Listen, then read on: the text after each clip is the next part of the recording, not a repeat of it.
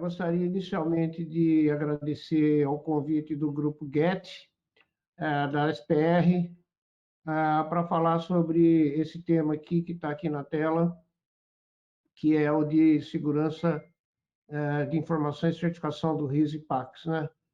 Como nem todo mundo sabe o que é RIS e PACS ou não utiliza frequentemente, embora seja uma coisa que esteja bastante disseminada hoje no Brasil, vou fazer uma breve explicação, tá? Alguns minutos, sobre o que são essas duas coisas, tá? Bom, inicialmente uma apresentação aqui minha. Eu sou graduado, doutorado pela Faculdade de Medicina e Biologia da USP, onde eu fui professor. Também fui o fundador e diretor do Núcleo de Informática Biomédica da Unicamp, e também professor da Faculdade de Ciências Médicas da Unicamp, Bioestatística e Informática Médica. Eu trabalho há 50 anos em várias áreas da informática e saúde, inclusive processamento de imagens, etc. E com relação à segurança de informação, eu sou consultor e auditor líder certificado pela BNT em gestão de segurança de informações e saúde. Fui vice-relator do grupo GT4 de segurança de informação e do paciente da Comissão Especial de Estudos em Informática e Saúde da BNT. Tá? Bem, o que é RIS-PACS, então? É a digitalização integral dos serviços de diagnóstico por imagem. Então, aqui eu tenho os equipamentos. Antigamente a gente tinha, ou ainda muitos serviços têm, a reveladora de filme, né? Então, sistema baseado em filme. Isso foi transformado, então, do negatoscópio, do equipamento de raio-x analógico e da revelação de filme, num sistema totalmente digital, de forma que ele também se integram e interoperam com outros sistemas. Então, o PACS e o RIS, eles são sistemas inteiramente digitais, que se integram e podem, então, fazer todo o serviço que antigamente era feito por serviço analógico. Então, existem vários tipos de sistema de informação em radiologia, né? Os sistemas RIS isolados, que são, por exemplo, sistemas que servem apenas para fazer a gestão do fluxo de pacientes e dos trabalhos. Os sistemas RIS integrados, que fazem parte inseparável de um sistema de informação hospitalar. E nós temos sistemas RIS-PACS, que é o que eu vou falar mais hoje aqui, que tem as funcionalidades de ambos os sistemas, o Radiologic Information System, RIS, e PACS, Picture Archiving and Communication System, como eu vou mostrar para vocês. Então, eles não têm pouca ou nenhuma comunicação com outros sistemas clínico-administrativos. Então, o que é um RIS? RIS em inglês quer dizer um sistema de informação de radiologia. É um tipo de registro eletrônico de saúde, um RES. Ele usa um banco de dados informatizado. Todas as informações são digitais. Eles são utilizados pelo Departamento Clínico de Radiologia para armazenar, manipular, distribuir dados radiológicos de pacientes e imagens. Então, ele apoia tanto atividades clínicas quanto administrativas, e geralmente eles têm funcionalidades que permitem registrar o paciente, acompanhar o fluxo do trabalho do paciente, fazer agendamento dos exames, gerenciar a lista de trabalho de exames, gerenciar e apresentar os resultados, enviar os resultados, se for o caso, e tem recursos de integração com as imagens geradas pelo PACS. Por isso que é um sistema único, geralmente. Então, o RIS ele é fundamental para o fluxo de trabalho eficiente da organização de diagnóstico por imagem. Então, ele é o cerne do funcionamento digital, digitalizado, informatizado de uma clínica de imagem, seja ela dentro do hospital, seja ela isolada. Então, existem muitas funcionalidades do RIS que permitem você fazer isso. Então, tecnicamente, ele é chamado de um SRIS, um Sistema de Registro Eletrônico de Saúde. Mas ele também pode ter funções administrativas e financeiras, como, por exemplo, gestão operacional, gestão da manutenção de equipamento, patrimônio, estoque, suprimento, controle de qualidade, faturamento de serviços, recebimentos e outras interfaces de integração com outros sistemas clínicos e administrativos. Então, o RIS tem várias vantagens. Ele aumenta a agilidade dos processos, produtividade aumentada. Ele, ao integrar com os vários sistemas, permite troca de informações através de uma única via eletrônica. A documentação é mais precisa e mais segura. e a gente atinge o que a gente chama de hospital sem papel ou clínica sem papel. Ou seja, todos os documentos clínicos, administrativos e operacionais são digitais e não tem mais nem papel e nem filme. Isso permite que você também aumente a produtividade e faturamento e a captura desses dados para fins de faturamento. Outra coisa é que ele economiza recursos humanos ao substituir várias funções manuais, dá uma maior segurança jurídica, maior proteção de confidencialidade e, principalmente, dá um maior conforto a todos, né? Porque é uma operação mais, que a gente chama de streamlined, né? Mais enxuta, mais magra, mais eficiente e mais linear. E o PAX? O que é o PAX? Com o advento das imagens digitais, é possível, então, não ter mais filme, como eu falei, armazenar num servidor central, distribuir para toda a instituição, para pontos de assistência. Então, essa solução usa esse termo em inglês, chama Picture Archiving Communication System, ou Sistema de Armazenamento e Comunicação de Imagens. E o PAX pode ser de forma independente, integrado com os outros sistemas de registro eletrônico de saúde, com o próprio RIS, com o PEP, Prontuário Eletrônico do Paciente, com o Sistema de Informação Hospitalar e também telemedicina, né, teleradiologia. Hoje, como vocês vão ver, o RIS-PAX pode ser executado totalmente na nuvem. Então, ele pode amparar todos os processos de teleradiologia. Então, o padrão principal utilizado no PACS hoje é um padrão mundial que se chama DICOM, que quer dizer Digital Imaging Communication in Medicine, ou imagem médica de digital e comunicação. Então, ele tem essas funções aqui que vocês estão vendo nesse slide, que são, por exemplo, arquivamento, impressão, gerenciamento, armazenamento, recuperação e gerenciamento. Todo o sistema aqui ele é muito vulnerável com relação à segurança da informação. Recentemente, uma clínica aqui da minha cidade, Campinas, ela foi invadida por um hacker, uma clínica grande, muito grande. E esse hacker criptografou todos os bancos de dados aqui no armazenamento. Tá? Então, todos os exames de décadas que o sistema tinha já armazenado digitalmente foram perdidos, foram criptografados. E o hacker pediu um resgate em bitcoins bastante caro, que se a clínica não pagasse, ele não mandaria a chave de descriptografia. Então, a clínica ficou quase uma semana e meia parada. Imagina o desastre que é isso para a imagem da clínica, para a função dela, para o faturamento e tudo mais. No fim, eles acabaram conseguindo recuperar, mas tiveram que... Eles pagaram em Bitcoin e o hacker não deu a chave para eles. Ele era malzinho. Então, eles tiveram que contratar um especialista por mais de 10 mil dólares para que ele conseguisse recuperar essas informações. Então, esses sistemas eles são muito complexos, porque eles se integram com os equipamentos. Os equipamentos são sistemas digitais.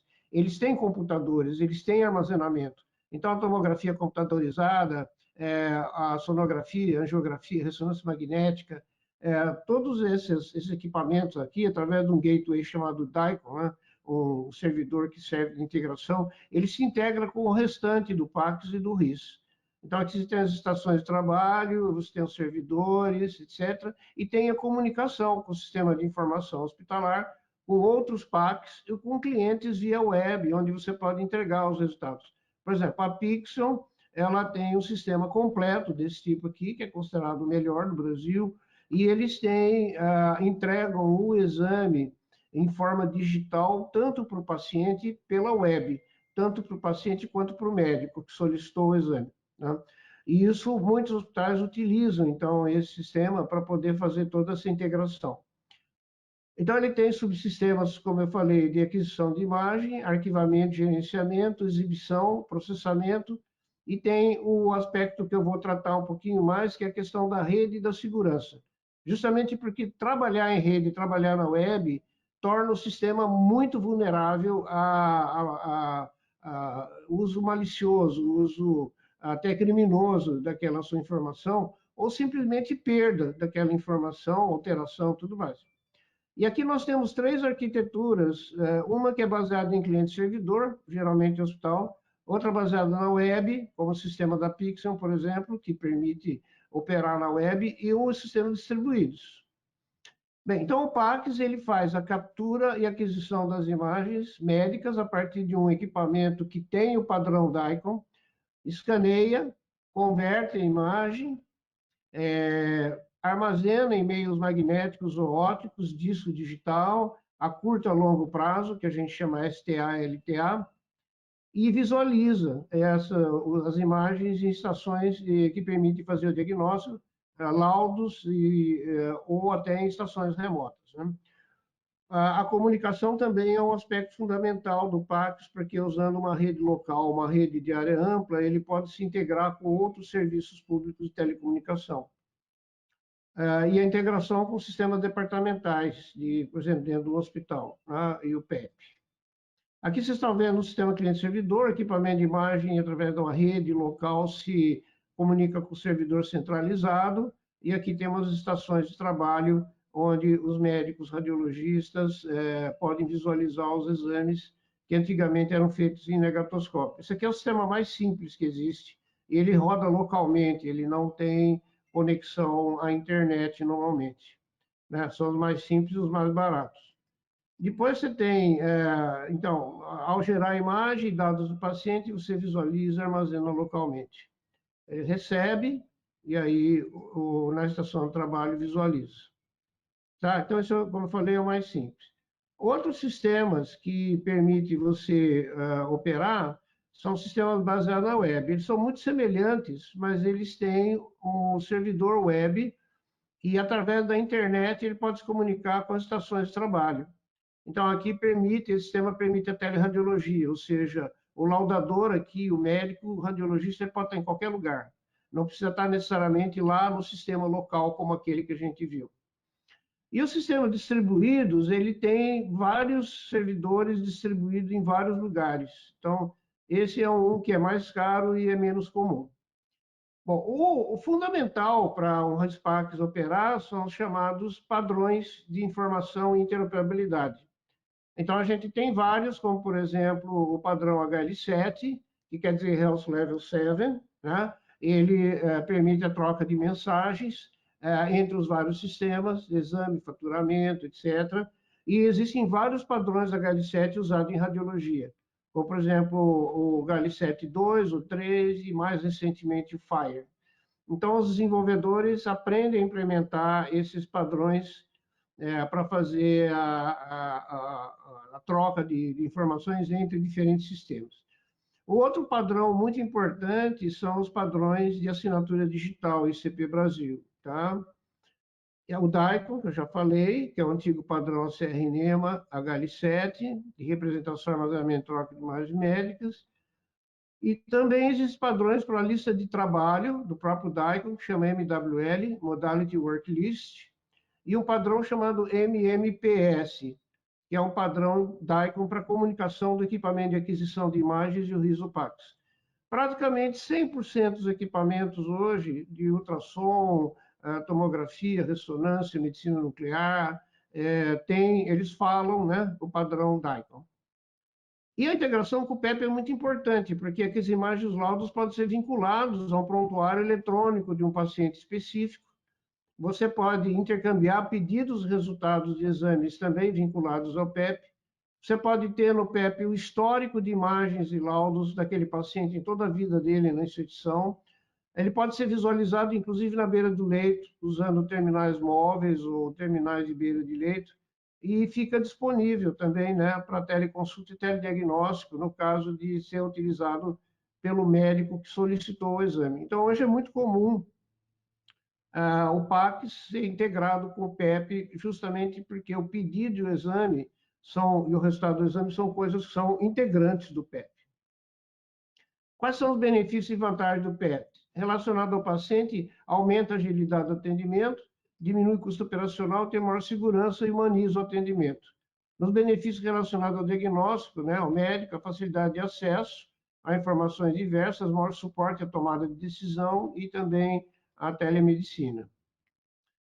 Então, terminando, o sistema mais importante de todos que vocês têm que conhecer é o DICOM, Digital Imaging Communication Medicine.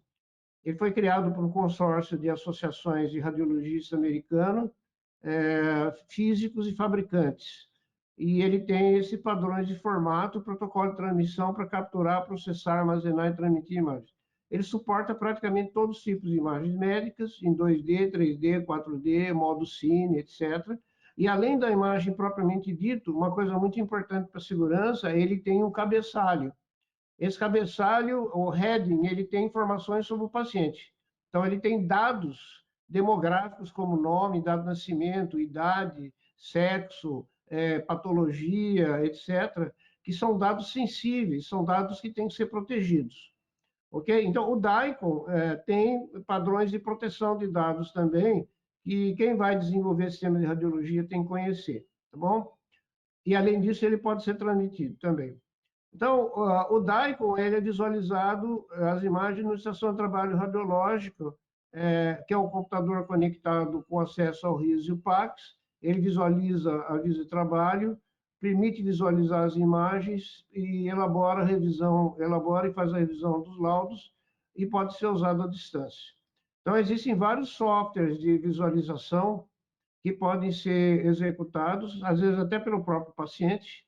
Aqui vocês estão vendo a lista de exames e um exame de uma visualização, né? E existem softwares também que auxiliam na produção dos laudos, como, por exemplo, usar parágrafos padronizados, que a gente chama de boilerplate, usar a transcrição de dados por voz, assinatura com certificado digital. Toda essa informação é vulnerável, ela pertence ao paciente, né?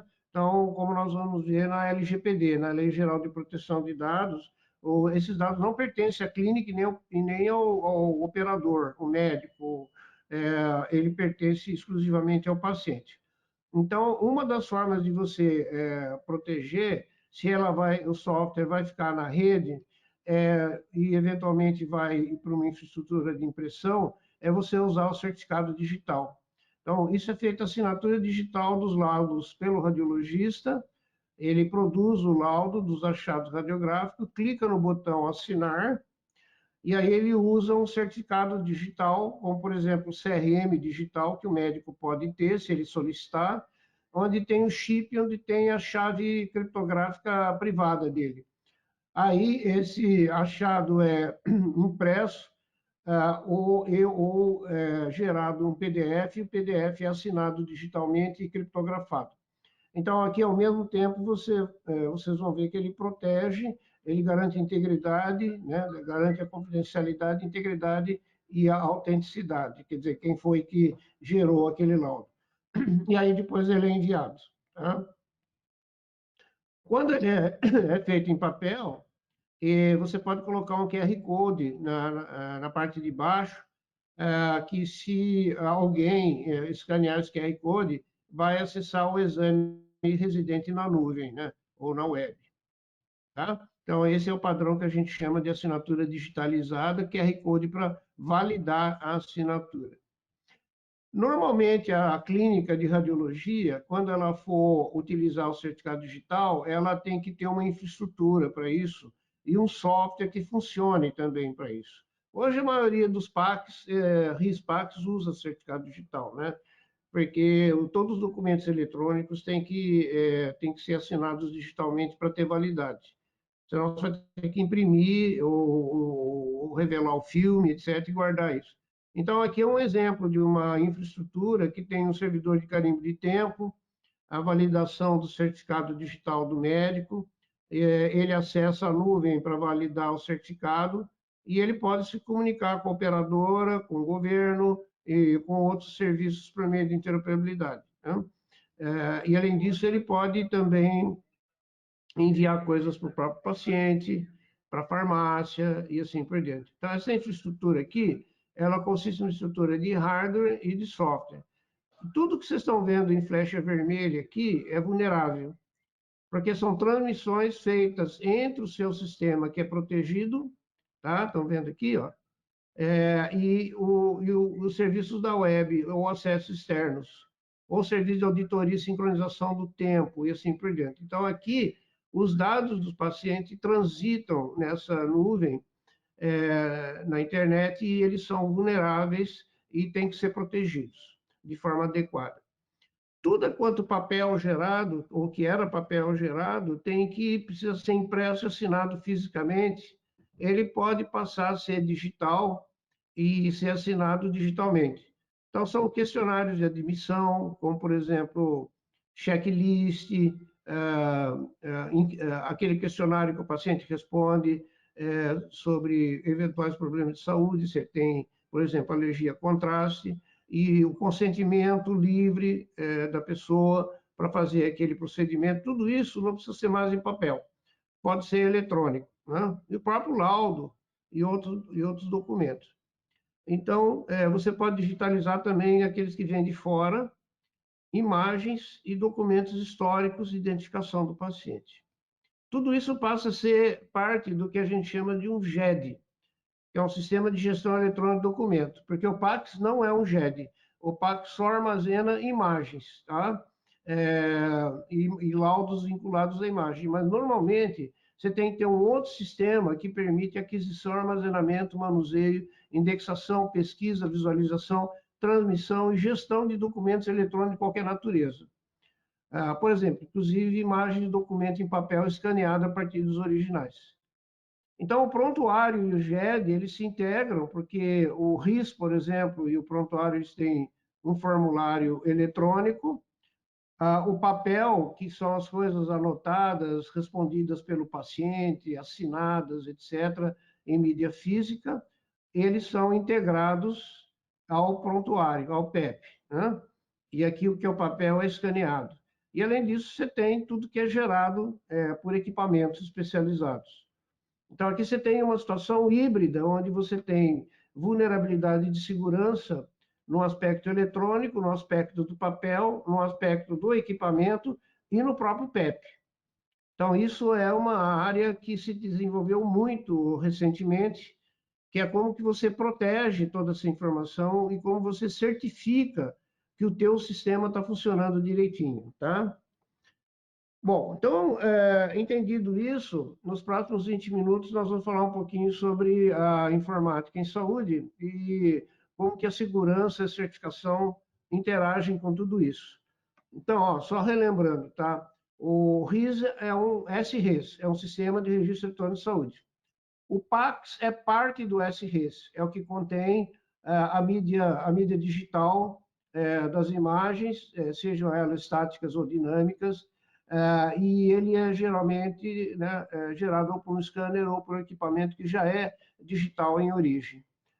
Então, essa evolução da informática em saúde, todo mundo vê que é bem distante da época que a gente só tinha papel e filme, né?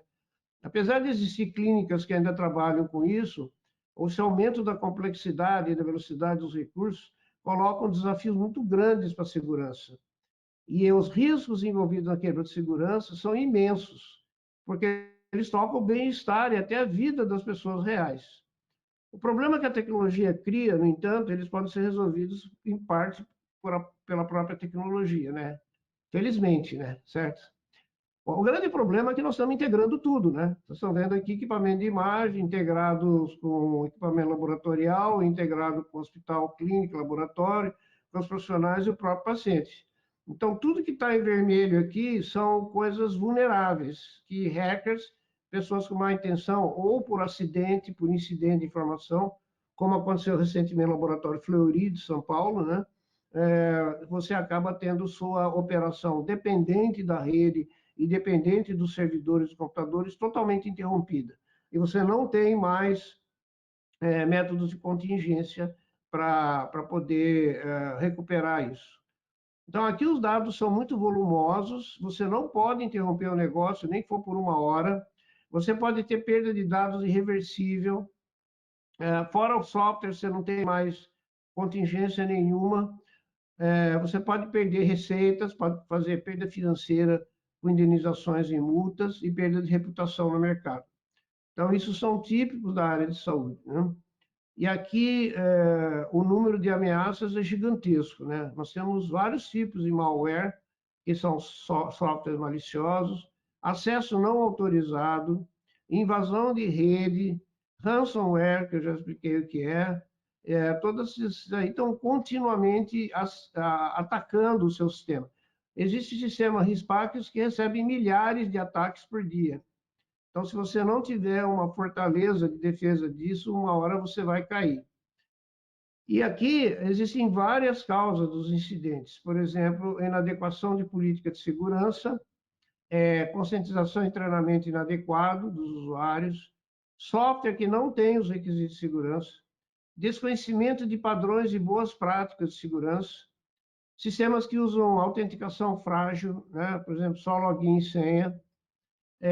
Você descartar, por exemplo, CD-ROM ou DVD inadequadamente, uma infraestrutura de rede que é facilmente penetrável e assim por diante.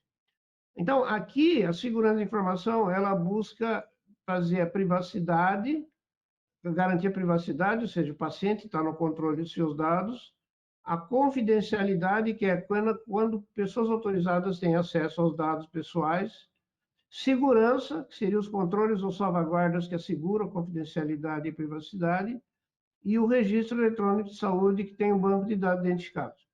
Como ele é identificado, ele tem o nome, o CNS, o CPF, o nome da mãe, o nome do pai, o endereço, o telefone, o número da carteirinha do plano de saúde e outras, ele tem que ser protegido contra pessoas que vão usar mal esses dados. Isso é a parte que a gente chama de proteção de dados, né? Em inglês, Personal Data Protection. E aqui, esses três eixos do dado do paciente constituem, então, a informação protegida do paciente, que é garantir a confidencialidade, a disponibilidade e a integridade. Então, aqui, a identidade de todo mundo tem que ser perfeita, não pode ter erro e tem que ser protegida.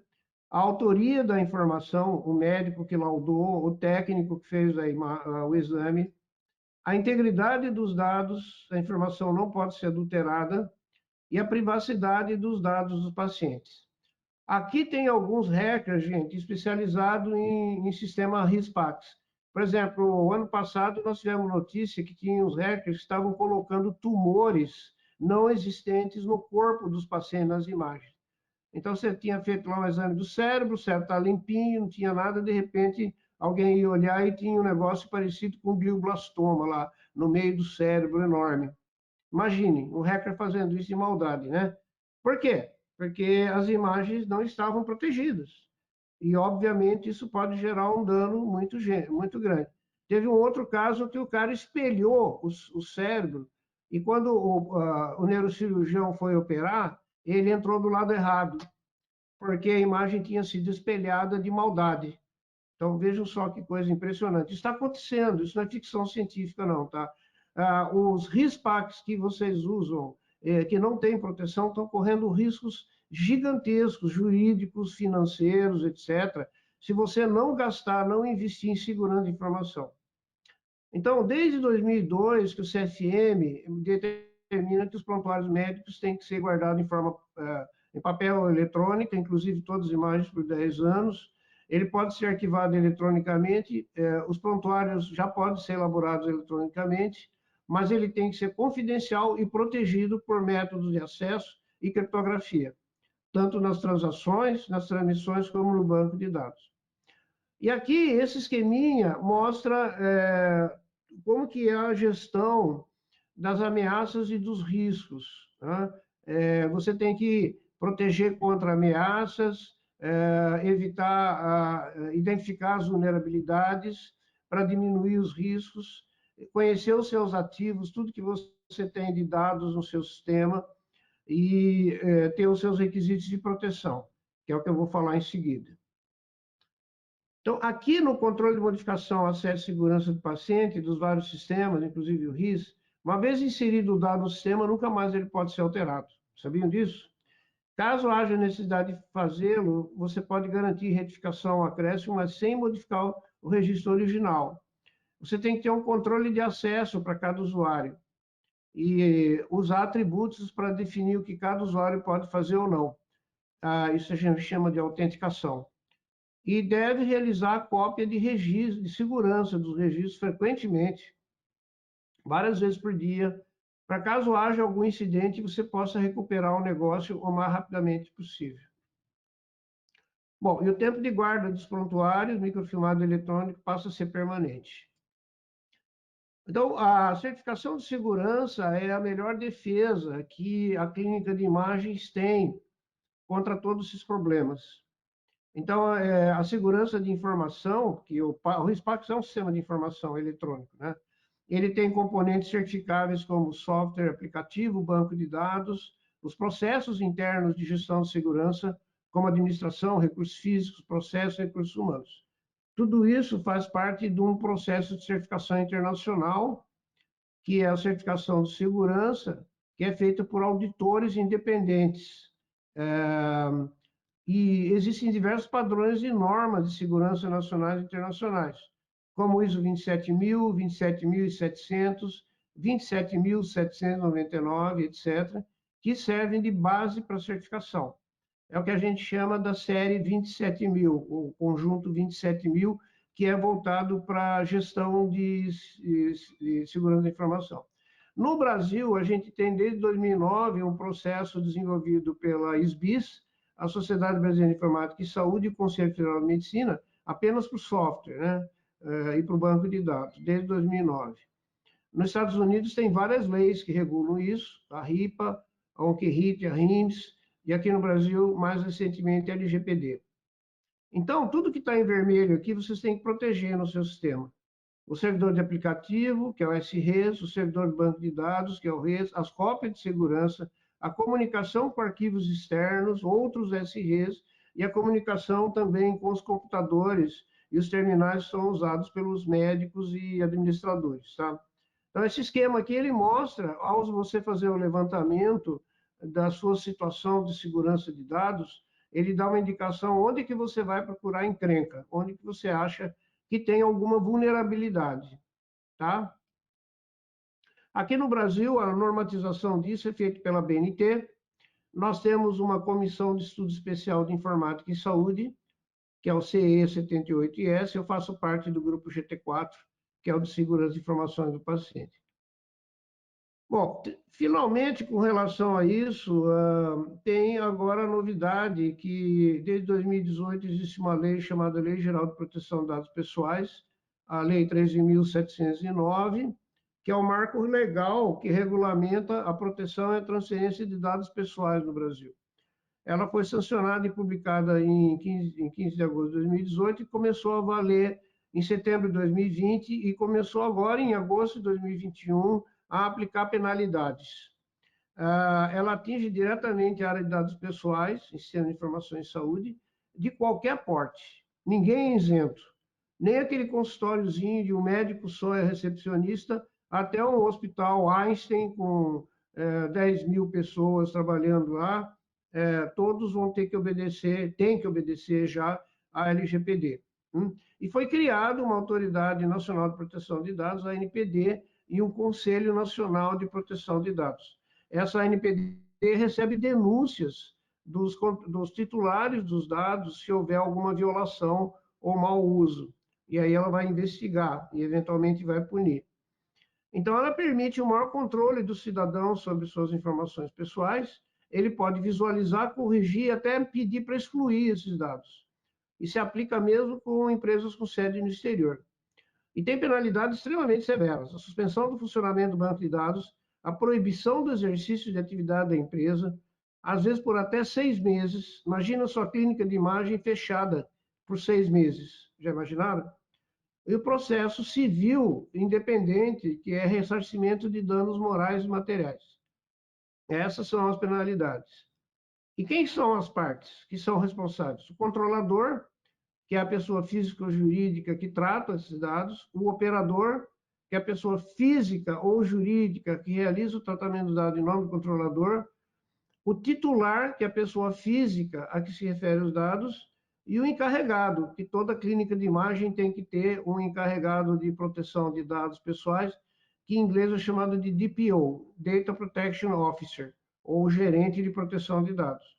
Então, vocês vão ter que achar esse camarada, contratar ou terceirizar com ele, porque ele é o canal de comunicação entre a sua clínica e a NPD. Não? Então, o LGPD tem 10 capítulos, 65 artigos. A LGPD cobre praticamente todas as operações que você faz com dados, como vocês estão vendo aqui, muito abrangente, né? Inclusive impressão, inclusive proteção do papel e do filme, inclusive uso em Big Data, em inteligência artificial e outros tipos de processamento. Então, aqui eu recomendo 2 artigos que eu escrevi na minha revista de Segurança, Informação e Saúde, que tem na Medium. Um deles é Sanções extremamente severas voltam ao LGPD. Instituições de saúde ignoram riscos altíssimos. E privacidade e proteção de dados pessoais. Como o LGPD irá afetar as informações em saúde. Então, como eu não tenho muito tempo aqui, já estou quase terminando, eu vou falar só sobre a questão da certificação pelas normas, e aí eu posso abrir para perguntas, tá? Bom, as sanções da LGPD eu falei, mas não falei do limite, né? É uma multa única de até 2% do faturamento da clínica, limitado a 50 milhões de reais, por infração, tá? Multa diária, publicação da infração, bloqueio de dados pessoais, suspensão parcial ou total do funcionamento do banco de dados, suspensão da atividade até determinar de quem foi a culpa. Se foi do software, se foi do banco de dados, se foi de você, se foi do paciente, etc. Então, aqui existe a série ISO IEC 27001, que é bastante extensa, que é feita justamente para normatizar a gestão da segurança de informação. E a norma certificável termina em 1, né? Toda norma que termina em 1, ISO é certificável, chama ISO 27001. Essa certificação é feita por auditoria, por entidades credenciadas e pode ser aplicável a qualquer empresa. Recomendo fortemente, mas muito fortemente, que você faça a certificação ISO 27001, porque perante a justiça, perante a NPD, você vai estar protegido. Né? Existe também norma de segurança da rede, que é 27030, todo sistema PAX usa uma rede. Existe uma norma de continuidade de negócios, que é 27031, e existe uma norma de relacionamento com fornecedores, como, por exemplo, com o equipamento que você compra e liga na tua rede, que é 27036. Tá? Especificamente para a de saúde, existe a 27799, que é a de gestão de segurança de informação na área de saúde, de boas práticas. Ela implementa um sistema de gestão de segurança de informação. Também recomendo fortemente que vocês façam o checklist da 27799. Outro dia eu fui fazer uma colonoscopia virtual numa clínica famosa aqui de Campinas, e enquanto eu esperava a minha vez, eu fiquei sozinho num quarto, né, numa sala de preparação, onde é feito o acesso venoso, etc, etc. E tinha um terminal com toda a lista de trabalhos da radiologia, da clínica de imagem dentro daquele hospital. E esse terminal estava só eu na sala, o terminal aberto, com todos os dados de todos os pacientes do dia lá. Isso aqui é uma violação gravíssima da 27799. Tá? Existem formas de você evitar que isso aconteça. Até fotografei para depois falar com o dono da clínica, mostrando que ele não pode deixar um terminal aberto no lugar onde tem público circulando. Tá? Então, aqui você vai ter que implementar vários passos para certificar ISO 27001, e aqui tem duas auditorias, uma interna, que é para você ver se você está obedecendo, e outra externa, que é a que vai dar a certificação, tá? Que são empresas que são credenciadas pelo Inmetro para fazer a certificação oficial. E isso é feito a cada 2 anos, então é uma melhoria contínua. Tá? Bom, aqui no Brasil, o SRES também é certificável. Então, é uma colaboração entre a SBIS, como eu falei. Ela é baseada no processo de auditoria independente. A última versão é de 5.1, tem cerca de 550 requisitos e subrequisitos e tem que ser renovada a cada 2 anos. Se você compra um software de terceiros, como o da Pixion, por exemplo, ele que tem que ser certificado. Então, quando vocês forem comprar um software de RISPAX, pergunta, ele é certificado pela SBIS? Tá? Porque já tem mais de 60 sistemas certificados. Então, preste atenção, porque isso é muito importante, você trabalhar apenas com sistemas certificados, porque ele é uma garantia. Isso aqui eu já falei, e o nível de garantia de segurança tem dois, o NGS 1 e o NGS 2, que são, respectivamente, o padrão de segurança básica, que são as normas ISO geral, como 27000, ISO 701 e NGS 2, tá? Bom, então, era isso que eu queria falar. Eu quero deixar um pouco de tempo aqui para que a gente possa discutir e algumas conclusões, né? Hoje, uma clínica de diagnóstico de imagem praticamente é impensável sem ter um RIS e um PACS, né? Pode ter o RIS, mas não o PACS, mas geralmente os dois funcionam juntos. É possível adquirir o PET de forma integrada. As funções de elaboração e transmissão de laudo podem ser tanto o PACS quanto o RIS. Em hospitais é bom integrar o RIS ao sistema de informação hospitalar. E hoje existe atualmente uma boa disponibilidade de sistemas comerciais do RIS no mercado nacional, integrados ou não. Diversas das operações são baseadas em padrões nacionais também. O PACS é a rede de imagens, quanto mais integrada com o RIS e com o PEP, melhor. Ele permite a gestão do fluxo de trabalho, ele usa o DICOM. Os equipamentos de imagem eles podem ser interfaceados através da rede com o RIS, o PACS, o PEP e o SH, e os exames podem ser visualizados virtualmente em qualquer lugar, inclusive fora do hospital, na casa do paciente, no médico que solicitou o exame, etc., pela web, né? E os benefícios aqui são muito, muito grandes. Antigamente, eu vou dizer assim, há 5 anos atrás, você tinha que comprar um Rispax da Siemens, ou da Philips, ou da Fujitsu, da Toshiba, ou da Agfa. São sistemas caríssimos, né? Mais de R$ 1 milhão por um sistema de software desse tipo. Hoje em dia, existem sistemas com custo bastante razoável, desde que você tenha infraestrutura. E sempre, sempre, sempre atentar para os aspectos de segurança da informação e proteção dos dados pessoais, porque as consequências são extremamente sérias, tá? Para quem tiver algum tipo de problema. É isso aí, pessoal. Muito obrigado pela atenção de vocês.